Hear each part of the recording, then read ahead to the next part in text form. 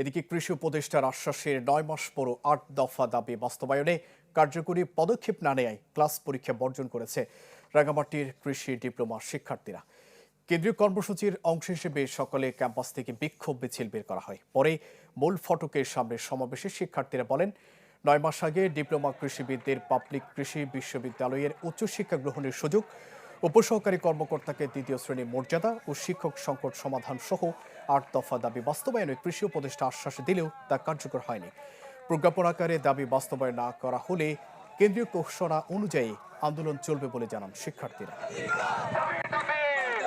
তারা আমাদেরকে আশ্বস্ত করেছিল যে 6 মাসের মধ্যে তারা আমাদের দাবিগুলো পূরণ করবে। তো সেই আশ্বাসের ভিত্তিতে আমরা আমাদের ব্লকেট তুলে নিই এবং তাদেরকে সময় দিই। এখন 9 মাস হয়ে গেছে, তারা আমাদের দাবিগুলো এখনো পর্যন্ত মেনে নেয় নাই। তো সেই জন্য আমরা আবারও পুনরায় আন্দোলনে নামতে বাধ্য হয়েছি এবং আমরা এখন রাজপথেই আছি। রাজপথ থেকে সর্বশেষ সমাধান না হওয়া পর্যন্ত আমরা আমাদের এই আন্দোলন চালিয়ে যাব। নতুন এবং ফিরে আসা গ্রাহকদের জন্য নগদে চলছে ক্যাশব্যাক সহ প্রতিদিন হাজারো উপহার জেতার সুযোগ। হবে আশা আর ফেরা, সারপ্রাইজ সেরা।